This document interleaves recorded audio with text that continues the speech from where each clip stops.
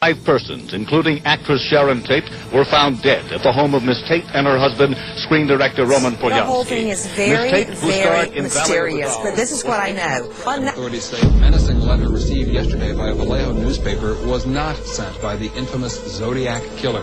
Betsy Gebhardt has details. That Area 51, the secret Air Force base in Nevada, actually exists.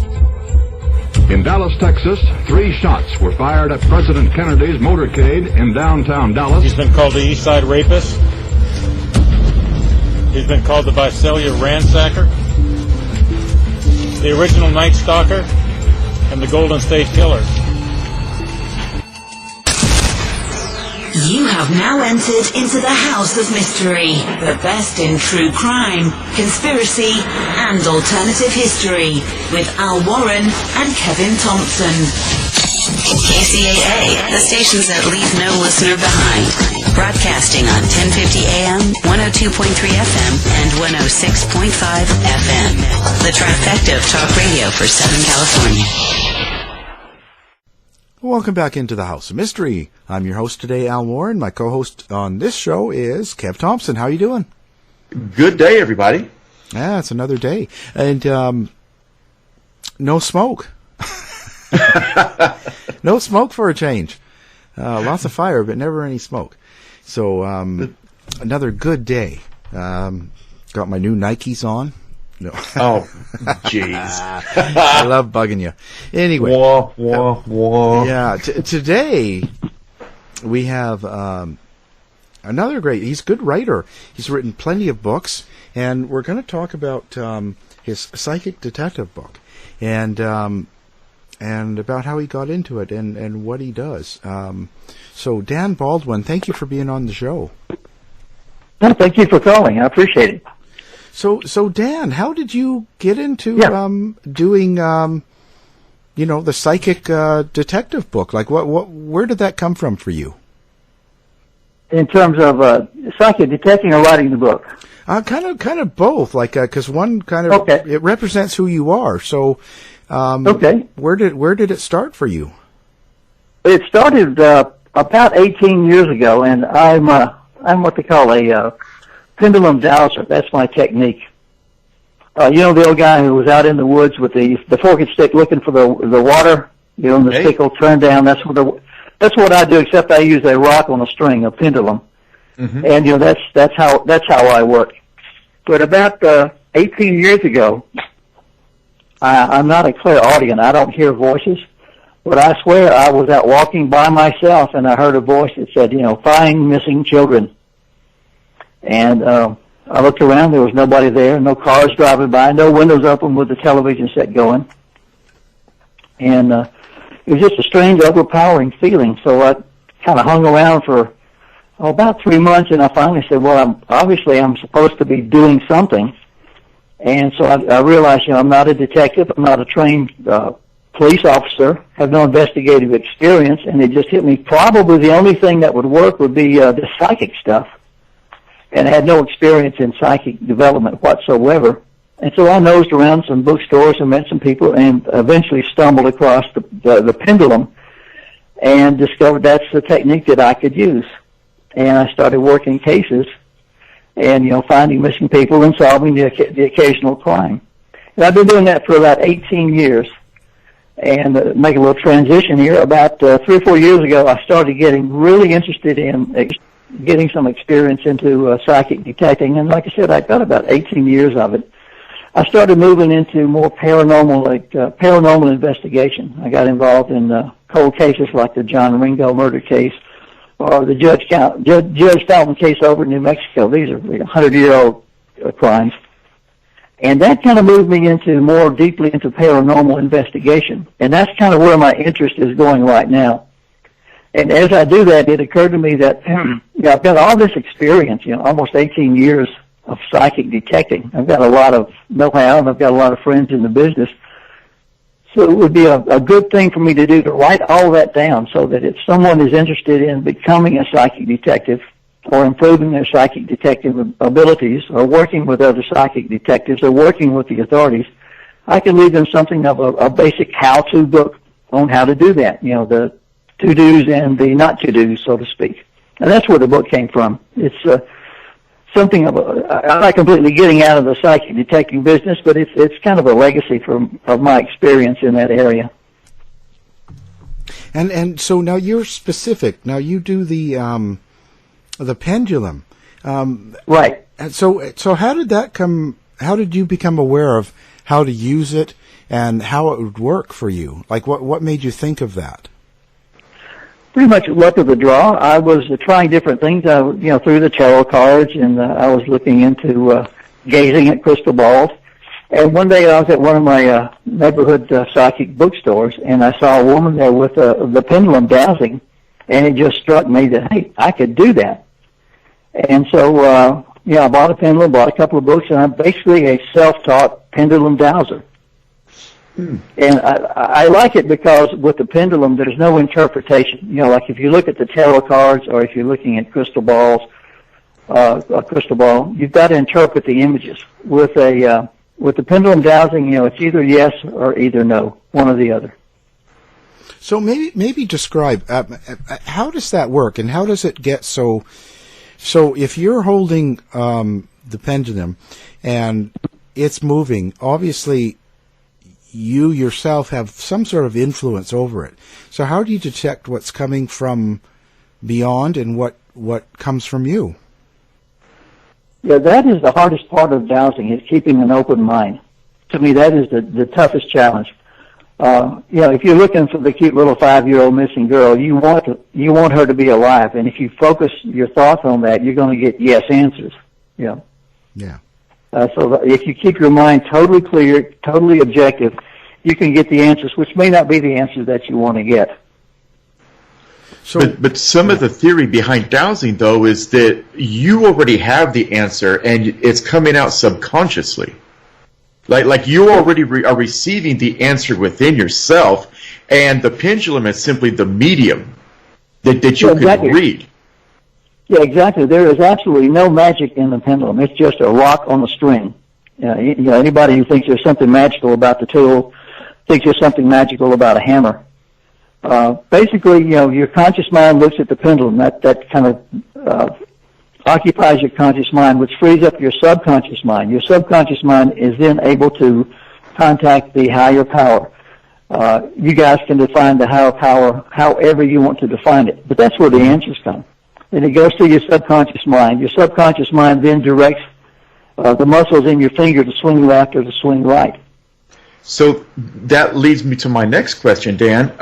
When, for lack of better terms, when God or your higher power spoke to you and said that you were indeed supposed to find missing children or people in the beyond, how was the pendulum your choice versus tarot cards or other types of reading? Well, yeah, I was trying different things. I did try tarot cards, which worked, which I liked. I did some remote viewing, which also worked, and I did some experimentation with the crystal ball gazing, scrying, and that works. But one day I encountered somebody at a psychic bookstore doing the pendulum, and I was just immediately drawn to that. I like the fact that the answers are yes or no. There's no interpretation involved. You could be, dead right or dead wrong, but there's no interpretation. It's one or the other.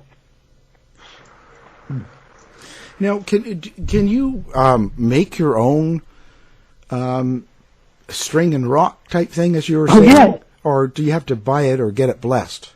Dwight and Rhonda Hull, we are co-authors of a book on our psychic adventures, and we were out at a ghost town, and for some reason I just forgot my pendulum that day. We stepped out. This was at Cortland Ghost Town in Arizona, and I stepped out and said, I don't have my pendulum.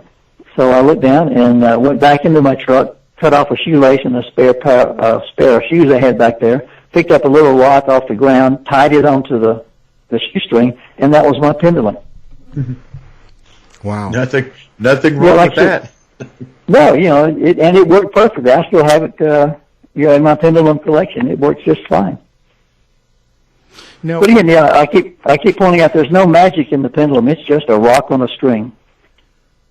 So it's just kind of giving you direction, answers, and right. And so now, can anybody do this, or is this something specific to you? No, anybody can do it. I think, my personal opinion, but everybody is psychic to some level, and everybody is better at some things than they are at others. And some people, if they try it, they will be attracted to the pendulum. Some people will, be attracted to tarot cards or what have you. But everybody has the ability, and everybody has a skill or multiple skills that they can develop. Just for example, in my book, I've got my workbook to the practical pendulum complete in there. If somebody wants to start practicing with the pendulum, they can actually pick up the book, and there's a how-to guide within the book. And if the pendulum doesn't work out for them, still the setup and the procedure outlined in the book will help them with whatever medium they decide to go with. But it's something everybody has. Yeah. Now, you say that you're working with police and different groups. How do they react to you with what you do? Like, do you know what I mean? Like, because I respect cops, but a lot of them are very, fundamental, and they're not going to be looking at, here's this guy with a rock, So how if the evidence isn't right in front of me, it doesn't exist. Right, and there's some natural skepticism. My overall impression in dealing with cops, and that's on the local, state, and federal level, is they're pretty open as a rule to the information. I present it to them like, you would take an anonymous call-in act on it, wouldn't you? They go, yeah. Well, give me the same respect. And so they're pretty open to it. Again, a lot depends on the location. If you're out in the field, they're very open to it. If you're in front of the Rotary Club, they may not be so open to it publicly. But the way I address it is I just say, look, you guys believe in cop instinct? And to a man or to a woman, they will say, yeah, for sure. I said, well, that's your psychic ability. And even if they don't believe it, they understand that. They understand the correlation between cop instinct and psychic ability. And so at least you've got a framework where you can continue the discussion. And so what do you deal with the police themselves? Are you mainly dealing with missing people? Primarily. And part of the problem, and one of the reasons I wrote the book, psychics get called into a case generally as a last resort. It's one of those things that, we've tried everything, we may as well give the psychics a shot. So by the time psychics are brought into the case, it's already a cold case. And I would like the police authorities, again, local, state, federal, whatever, to consider vetted psychics, people with a proven track record, but consider vetted psychics as first responders. Get the psychics involved right off the bat. It's information, and it's just as valuable and just as good as an anonymous source. And so what has your level of success been so far? I haven't done a actual count, but I would say pretty good. There are on days and off days. There are good days and there are bad days. There are days when I am cooking right on the money. And I'll be the first to admit there are days when I am thousands of miles off. It just depends. What you think causes you to be off? Do the things in your everyday life sort of affect how you perform? Oh yeah. A psychic with a bad head cold is not going to be as good as a psychic that's healthy. It's the same like with you when you go into the studio. Say you've had a road rage incident. Come into the studio and you're full of anger. You're not going to be as sharp as you are, on a normal day. If for some reason you've got a bad case of the flu and the doctor's prescribed some medications and you're a little bit woozy, you're not going to be as sharp as you normally are. It's the same way with psychics. We have good days, we have bad days. Anger will affect us. Medication will affect us. Just having a bad day will affect us. Again, if you got a bad cold, that's going to affect you. Geez, you got me, chest cold and road rage every day. And today, today I've got it all. Boy, you're doing really good today.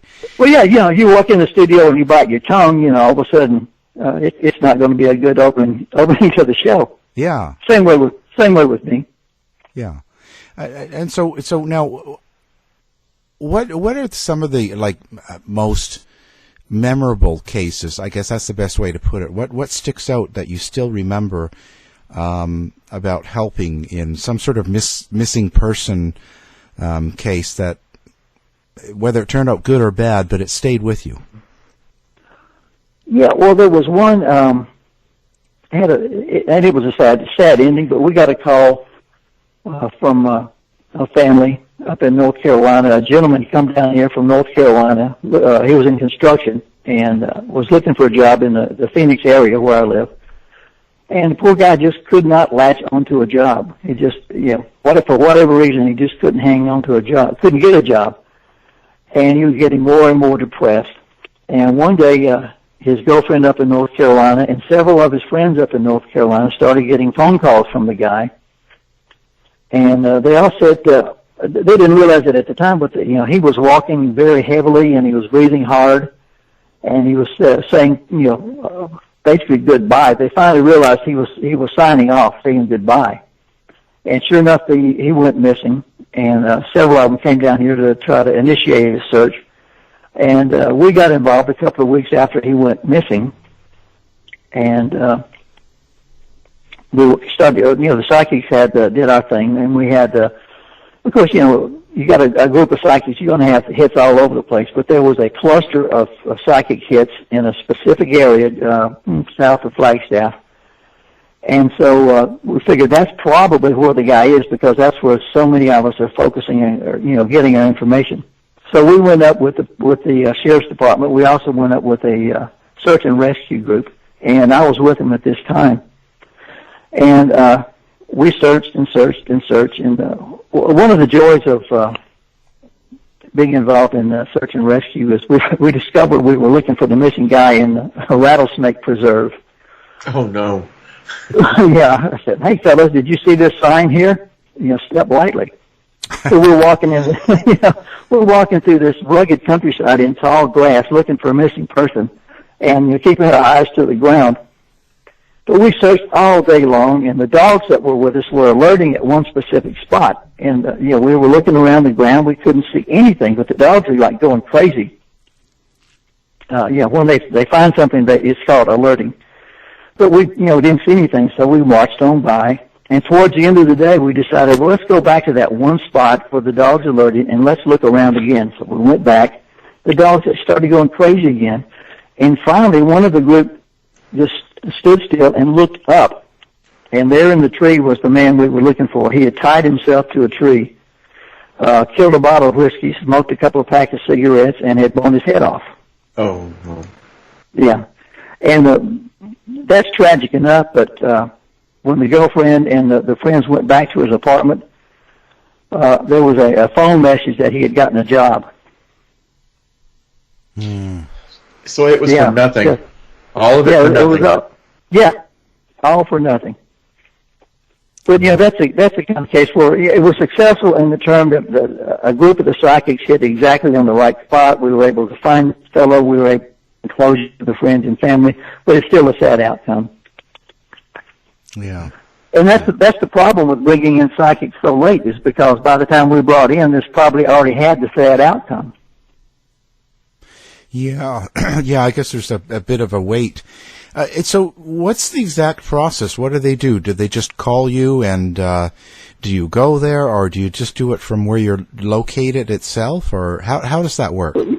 Yeah, it depends. There's no limits with psychic detection with your skill, whatever your skill may be. Like I've worked cases in Italy, in France, in England, in Japan, and throughout the United States and in bits of Mexico.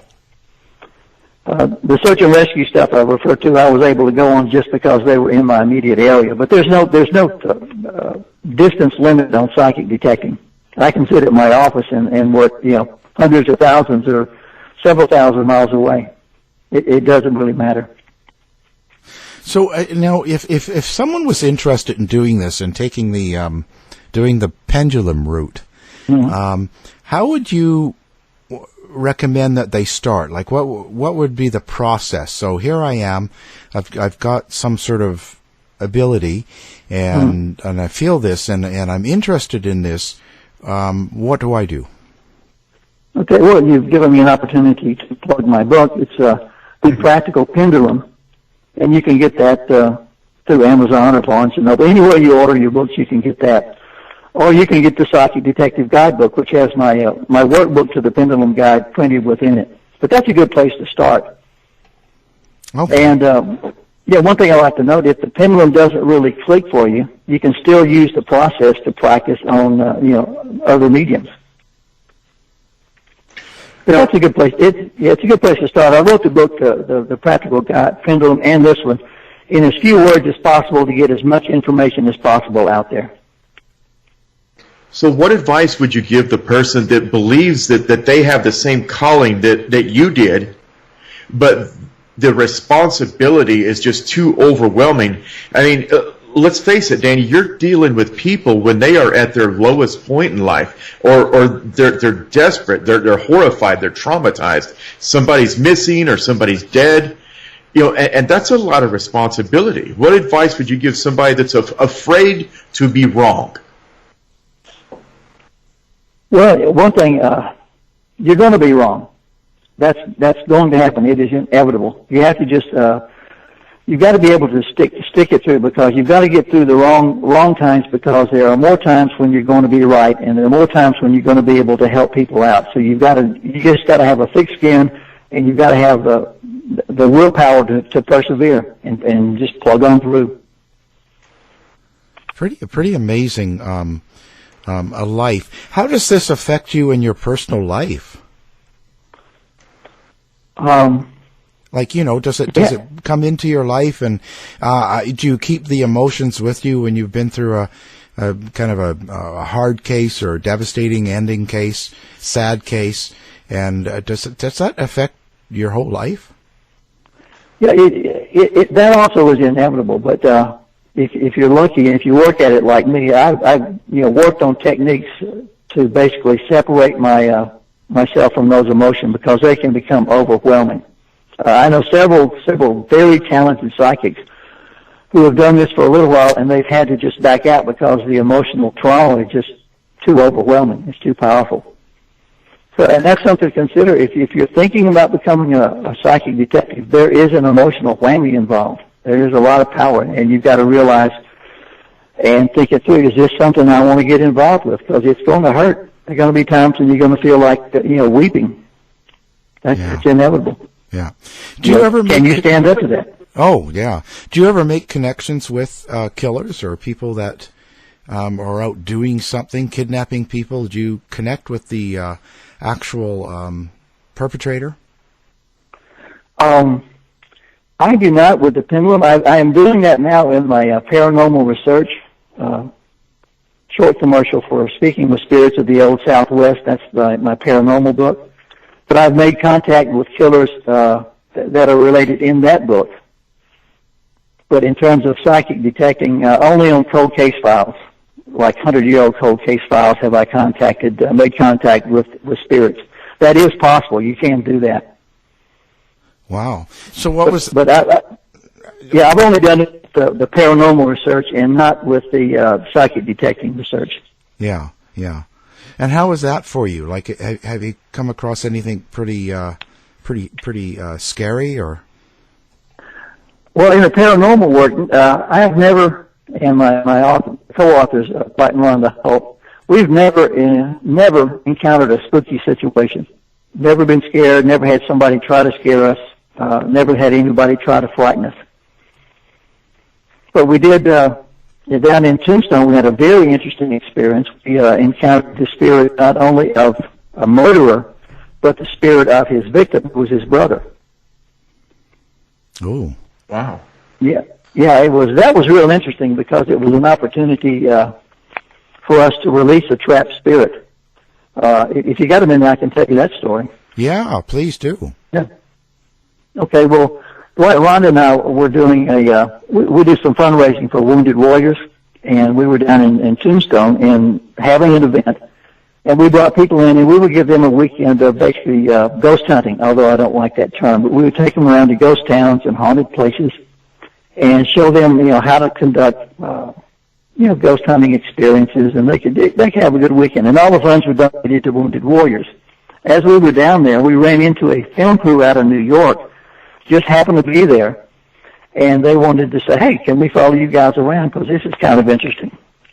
So we did that for the weekend, and Sunday night was the last event, and that was pretty much just a playtime. We were going to, all the people involved, there were about 35 people there, just go to a location that was haunted, and they could do some ghost hunting, and they could play with the different tools and things like that. And Dwight and Ron and I were just going to go sit in the corner because we were exhausted. We were wiped out. And our guest at that time was Brian Cano of the Haunted Collector. I said, Brian, this is your show. So he was taking people up, and it's a simulated bar, old-fashioned saloon, and they had people pouring empty bottles into empty shot glasses and pretending they were playing cards, and they were pretending to be cowboys and floozies and that whole thing, and having a good time. And one of the participants was working the pendulum. It was her first day. She had attended my pendulum class and bought a pendulum, and she was doing her pendulum thing, and she said, I am getting something. And so they started moving towards her and concentrating. Sure enough, she was making some kind of contact, but she was having a lot of trouble. So Brian calls in Dwight. Dwight is a former military policeman. He knows how to investigate, so he starts asking questions.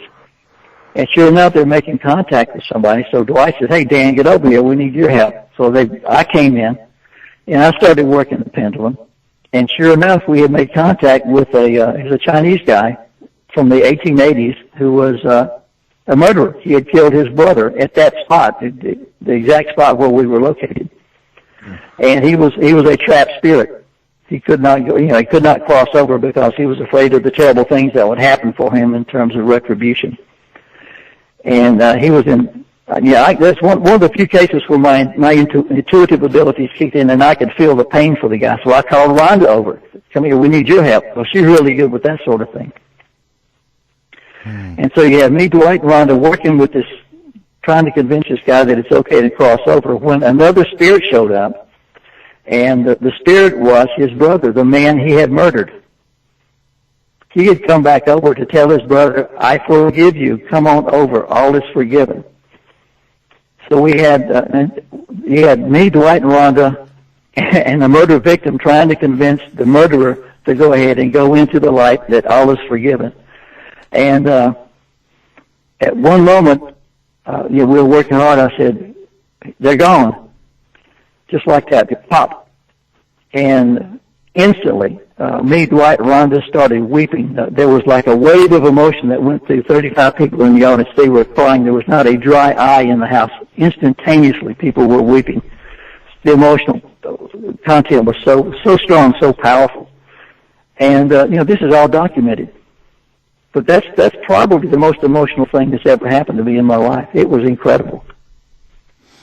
Since you've been doing this now for a while, do you pick up feelings from other people that you just meet on the street or in casual encounters? You just come across someone and pick up vibrations from them or certain feelings? Yeah, everybody does that. I mean, we've all walked into to a party or some group situation, and you've taken an instant liking or an instant dislike to somebody else. There's a reason for that. That's your psychic ability kicking in. Again, I'm not an intuitive. Right. I describe myself as a psychic on training wheels. I'm new to this business. I've only been doing it about 18 years. Yeah. Most of my friends have been doing it all their lives. So I'm still in. Yeah, I'm kind of in the second grade here. Yeah. Well, I know a couple more years you could retire. Yeah. Yeah. But yeah, I'm a student. I'm still learning. I'm trying to pass along what I'm learning as I go. How is it you learn? Like, what is it that you do for yourself? Like, how do you get better at what you do? What works for me best is just experience, just getting out there every day and doing something. And when you, how do you know that you're right? Like, is there something that tells you when you're right or tells you when you're wrong? Like, is there a certain feeling that comes across you? Well, in terms of psychic detecting, you sometimes have a feeling for a case. Again, the pendulum is very very independent of emotion. That's what I like about it. But you rarely get validation in psychic detecting for a number of reasons. But every once in a while, you'll read in the newspaper that the case was solved, and you realize, hey, that's based on some of the clues that I provided, or that my friends and I provided. But with a pendulum, you say that you like it because it's just yes or no, black or white. Right. But man, you have got to ask a lot of questions to get any context with just yes or no.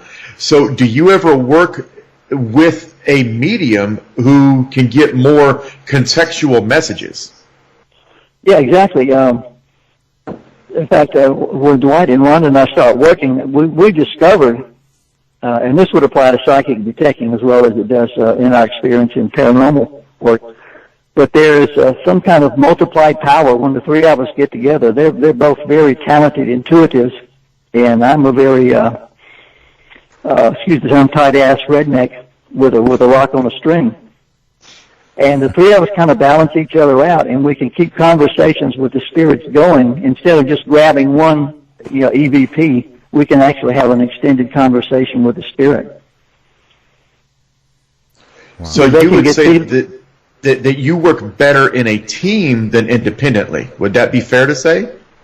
That would depend on the case, but in many cases that is absolutely correct. Absolutely. If I'm working on a missing person case, I work better by myself. If I'm doing paranormal investigation, the three of us working together is significantly stronger than by myself. Now, I've heard a lot of people say that whenever they're looking for missing people with a pendulum, rather than asking questions, sometimes they're handed a map and say, find the body or find a location with your pendulum. Is that feasible or is that doable? Oh, yeah, definitely. And I employ both techniques. For example, if you got another couple of minutes, I can tell you a story. Oh, yeah. I got a case of a missing kid in Colorado, and it's one of those cases where it's a small town and everybody knows who committed the murder, but there is no evidence, there's no proof.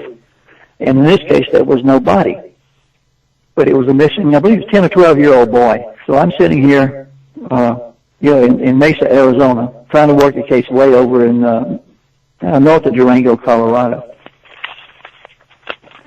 But, I start with questions. Is the kid in Colorado? Got a yes. Is he in within 100 miles, say, of Durango? Got a yes. Is he north of XYZ Road? Get a yes. Is he south of XYZ Highway? Get a yes. All right, I narrow down the search. At that point, I can bring out a street atlas or a topo map, is even better.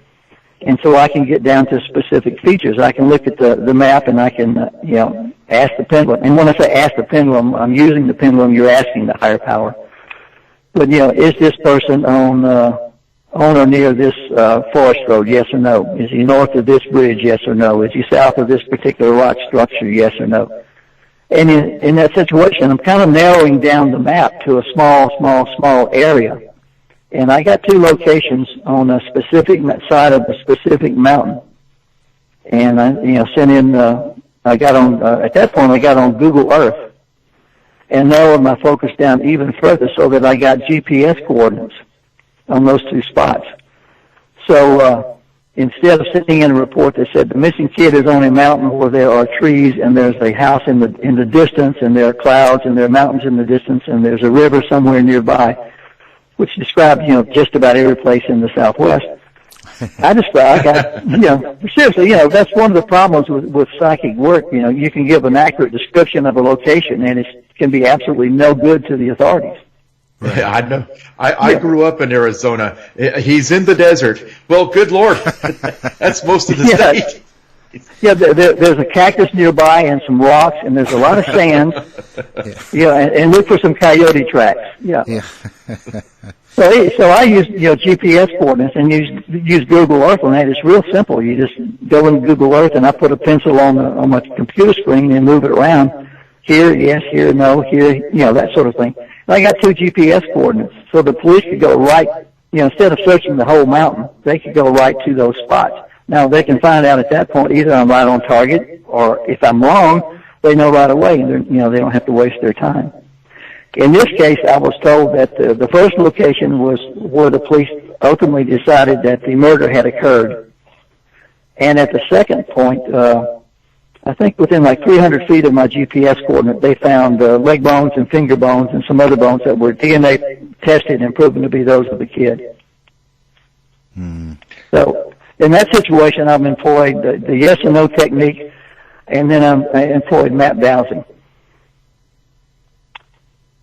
Now, whenever you find a missing person, or let's say a deceased person, who makes the notification? Do you leave that to the police, or do they bring you along to validate it, or how does that work? When the case is solved, you've been proven to be correct. Yeah, one, psychic information is not admissible in court. You can see the attorney. Well, we know the man is guilty because our friend here talked to the spirit of the dead person last night. Case dismissed, bam, Yes. Dismissed. Yeah. Unless you can put that spirit on the stand. Yeah. That's an interesting concept. Yeah. I think you've given me the next short story. Thank you. He co-write. But yeah, seriously, what the psychic detective can do, like our information isn't admissible. For example, say I've located the murder weapon. That's useless in court, but I can give that information to the police. The hatchet or the pistol or the knife is in the man's closet up on the shelf. They can legally, and with proper jurisdiction and all that, they can get a search warrant and go to the spot that I've identified, and that evidence then becomes admissible in court. That's where we can really, really shine, because we can point them to hard evidence that they can legally obtain. Wow. Now, when you say it's a stone and on a string like your pendulum, do you believe in any of particular type of stone or rocks or any? Does anything work better than others? Not really. Can I tack something on to your last question real quick? Oh, go ahead. Yeah. Sure. Yeah, about reporting. Yeah, in the Psychic Detective Guidebook, I've got a reporting form that I use that would be very helpful if anybody out there listening wants to file a report with the police. I've got a form that you can adapt to your own use that's very straightforward and very professional. And it's much better than walking into the police department and saying, hey, I've solved your case. Yeah. Well, I was going to say, when you do that, do they ever look at you and kind of go, how do you know? Like, and sort of put you to the test of maybe being part of the crime? Yeah. Now you're a suspect. How come you know so much about the murder, Mr. Baldwin? Yeah. Have a seat here. Oh, the captain wants to talk to you. Yeah. Not really. Not really. I have found that in, I would say, 99% of the cases, the police have always respected me because I walk in and I present a very professional attitude and approach. I'm not a missionary for psychic detecting. I walk in and say, I've got some information, I would like to present it. I'm a psychic. This is how I came about. I've got a written report. And they have been extremely receptive.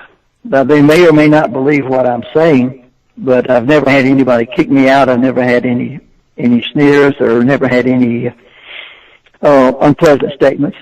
My experience has always been, thank you for coming in. We appreciate it. Yeah. And luckily one time I was working a case back here, and I knew someone who was actually working the case, and the cops working the case said, be sure to tell Dan that he connected a couple of major dots for us. And I really appreciated it. I have no idea what the dots I connected were, but I appreciated that feedback. Do they not want to get into detail with you for a particular reason? How do you mean? Well, like for instance, when that cop said, "Well, tell Dan that he connected a few dots for us," and that's great. I mean, that's nice, and you feel good and all that.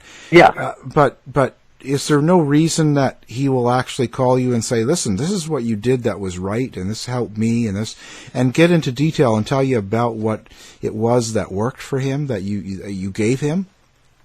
Yeah, that has never happened to me at all. Tell Dan you connected the dots is one of the very, very, very few instances where that happens. I think that's a wise policy on the the way the cops approach it, because if the other side in the case found out that you're working closely with a psychic, that could be brought into the court system. Yeah. It might negatively impact the thing. Right. But I think I think basically it's not that they disbelieve or that they're bad people or anything like that. I think they just rather would not go through that door. Just take the information and do the best they can with it and run with it. Yeah. Well, it makes sense, I guess, because they're dealing with the courts and the law and a little bit tighter, restricted, and And again, psychic information is not admissible, so they have to be real careful. Well, how far out do you think it is before it is? And having said that, there's got to be some type of a way to vet your psychics. Yeah, I think that's critical from the police standpoint. Again, whether it's state, local, or federal, I think it's critical that they vet the psychics, because there are a lot of flakes out there. I have run into lots of flakes. And the only real way to vet them is to give them a shot, keep your records, and work with the ones who consistently come up with good information, and the ones who aren't publicity hounds. Yeah. Well, is that kind of what you mean by flakes? There's just people out there that are looking for attention? Yeah, looking for attention. They're trying to make a fast buck. There are probably more of them than there are of us. Yeah, it's too bad. It just seems to be. Yeah, as I said, we're tarred with the same brush, because they see all the flakes out there, and we walk up and they think, automatically think, here are a couple more flakes. That's why I say, vet the psychics, give them a shot, and if they consistently come up with good information, and if they behave in a professional manner, stay with those guys. And if they act flaky, if they start calling news conferences and things like that, have nothing to do with them. Yeah. It's critical to be professional. Yeah. Do you have any influences in the psychic world? Is there any psychics out there that sort of you look to and they kind of inspire you? Oh, well, I've got several psychic friends that inspire me every day. In fact, I've included some of the best, in the Psychic Detective Guidebook. One of the things I wanted to do was give other perspectives in the book. So in addition to my how-to and the case studies that are in the book, I've got interviews with some of the best psychics around. If you don't mind, I can mention them by name if you don't mind. Go ahead. I was sort go ahead. Yeah, in other words, I sent out a series of interviews and said, fill this stuff out, and I did not edit the interviews whatsoever. I wanted their unfiltered information.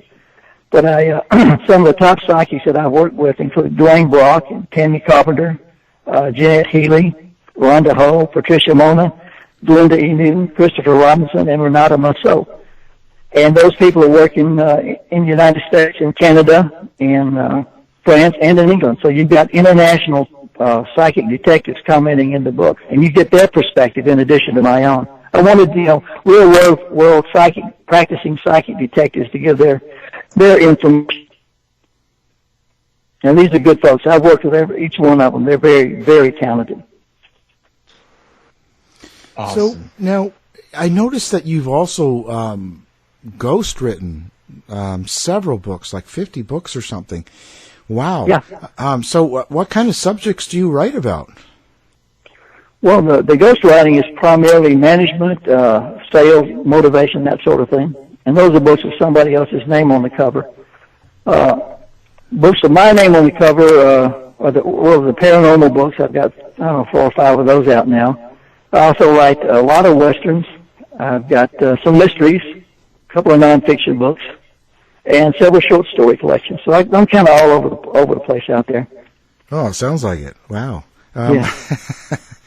I'm going to send. I looked on your website. You guys are into conspiracy. I'm going to send you one of my novels. You might get a kick out of. Oh yeah, for sure. We always talk about anything. What I was going to say. What kind of when on your nonfiction is that from experience in something you've done psychically, or is that just an interesting case that you've come across? Well, I came across an interesting case down in Tucson. I wrote a book called The Levine Project, and that's about a groundbreaking case for Homeland Security. A nice retired couple invited a contractor into their home to do some work, and the situation got so bad that he set off chlorine bombs around their house, tried to kill them. Oh. And it was a groundbreaking case because it was the first domestic terrorism case handled by the court system. And so I wrote a book about that. It's called The Levine Project. That's nonfiction. And then the paranormal work. That's mostly the nonfiction that I write these days. That's where my heart is. That and my novels. Yeah. I was just wondering if you ever wrote about, one of the cases or something, or someone you found or helped the police do something, and maybe got into writing about that. Not about one of the cases. I may do that someday, but right now I don't feel a call to do that. Yeah. Well, it's a lot of work too. It's but it's work, but I enjoy it. It's work that I enjoy. Just as far as the cases, I just haven't been called to write anything about that yet. Now, are the police the only people that contact you when they're looking for missing people, or sometimes is it the family? Oh, good question. Yeah, primarily, I do not work directly with families at all. It's not worth the hassle involved because you need to work directly with the police authority, and that could be the local cops or the local sheriff. It could be the FBI, or it could be the Forest Service. But I prefer to work directly with the service. Is there a particular reason? Is there a reason for that? Yeah. Or? Yeah. Primarily, you don't want to interfere with the real investigation. You could actually mess up a legitimate investigation if you're not working with the police. Yeah. So, if a family called me, I would refer them to the local authorities, and then if the local authorities wanted to get in contact with me, they could, and I would work with them rather than working with the family. Yeah. And that's good advice. I mean, that lends a lot of validation to you. That you're not in it for the money, you're not in it for the fame, you're actually in it to help people, because rather than taking all the credit for yourself, you're actually, giving them an avenue. Yeah, exactly. Yeah, well, I would prefer not to take credit for the cases, except maybe in a book or something that I've written about, maybe. But as far as getting on the news or something like that, I'm really not that interested in it. Yeah. I want to help the authorities get the case solved and find the missing person or bring the bad guy to jail. That's my focus on the psychic detecting. Plus I don't go after reward money or publicity. Yeah. What's your thoughts on the psychics on TV? Well, they're doing their thing, and that's okay. It's not the way I do it. Yeah. But I'm not on TV. Yeah. Well, I would. Let me just say, again, I'm not knocking what's on television, but there's a lot of negativity on television and all this. There's a lot of demonic and a lot of scary and a lot of spooky stuff, and that's okay because that's what the viewers want to see. What I do would make pretty dull television. Let me put it that way. How long does it take you on a case? Like when you're missing someone, someone's missing, how long does that sort of take? Is the process long? Well, I have found missing persons in half a day, and there's one case I've been working on 18 years. Oh, wow. It depends. What keeps you going on an 18-year-old case? A case like that is one that slips through and gets into your heart and won't let you go. Every once in a while that happens. Yeah. You get emotionally hooked on the case, and you just can't let it go. But there's no time frame as far as an average case. It just depends. Well, that's pretty amazing. Yeah. Yeah, we worked on a case, missing guy up in Arizona, up on a place we call the Mogollon Rim, heavily forested area. And we started working that morning, and we located him that afternoon. So, that's a good day. Normally it doesn't go that fast. Yeah. Wow. So what do you got coming up next? What are you working on now? Well, next is, again, moving into the paranormal world, but my friends Dwight and Rhonda and I have finished another book on our paranormal look into history. What we're doing is, our thought is, what better way to research the history of the Old West than to speak with the spirits of the people who live there. So that's what we're doing now. We just finished our second book, and we're negotiating with publishers on that now. So that's the next step. Wow. So... Yes, sir. Wow, that's pretty interesting. So you're going to try and communicate with some of the famous Western people, like Billy the Kid? Well, we don't go out. We don't go out to speak to anybody particularly famous. Yeah, we just go out to see who's there. I just want to know if he was really shot or not by. Which one? Billy the Kid, like who? Oh, yeah.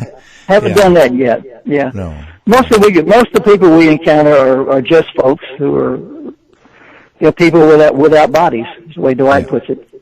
Yeah. We've run into a couple of famous people. Mostly you run into housewives, shopkeepers, cowhands, ranchers, shopkeepers. Wow. Folks. Yeah. So now, have you got a website now that people can go and look at, or are you just available in bookstores? No, I'm available. My books are available. Everything that I've written is available wherever you buy books. Amazon, Barnes & Noble, some of them even through Walmart. If you want to check out the books, go to www.fournightspress.com. That's FOURKNIGHTPRESS, one word. Fournightspress.com. Yeah, that's got all my books. Excellent. We also have you on our website and your books, and we appreciate you coming on the show. It's been very interesting. Hey, I appreciate the call. This has been fun. I enjoy it. You guys are good. Well, thank you very much. We really appreciate having you on. And hopefully we can do it again soon. Oh, good. I would love to. I enjoy spreading the word. Thank you. To find out more about our show, guests, or listen to a previous show, visit our website at www.somethingweirdmedia.com. Show's over for now. Was it as good for you as it was for me? Well, good night. This has been a production of Something Weird Media. I'll be back.